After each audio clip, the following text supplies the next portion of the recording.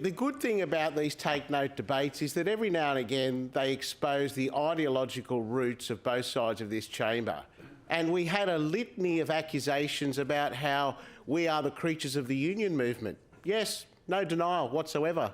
I'm happy to stand up here. Point of order. I am happy to stand up here. If he's going to misrepresent my position, he ought to at least represent that I am the advocate in this place of all the people of this state, not just the unions. Well, they say, well, Mr. President, I acknowledge the interjection. They say they're the advocates of all the workers in this state. Let's just remind people what we've experienced over the last 2 years.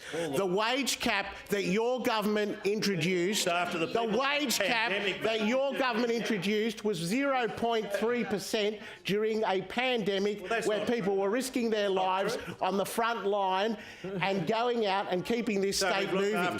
Then kicking and screaming, Mr. President, kicking and screaming, they were dragged finally to lift, after 18 months, they were dragged to lift the cap up to 2.5%. Guess what? Inflation is running at 5.1%.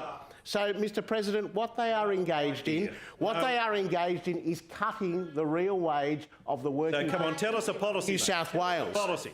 Now they expect us to pat them on the back because they've lifted the cap from 2.5 to 3. A real wage cut, Mr. President, of 2%. Those on my right, incessant interjecting is not appropriate.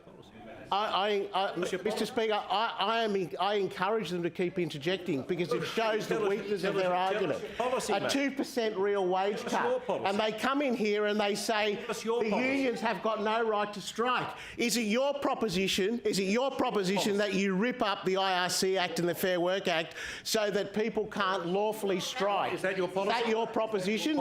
Do you believe that people shouldn't take protected industrial action? Point of order, Mr. President. Is that your position? What I would urge upon him is to make sure that he represents things correctly and, in the circumstances, make sure that he directs his comments. Through the chair. Well, through the chair. Yeah. Through the chair. What I would Come on, he's having a land.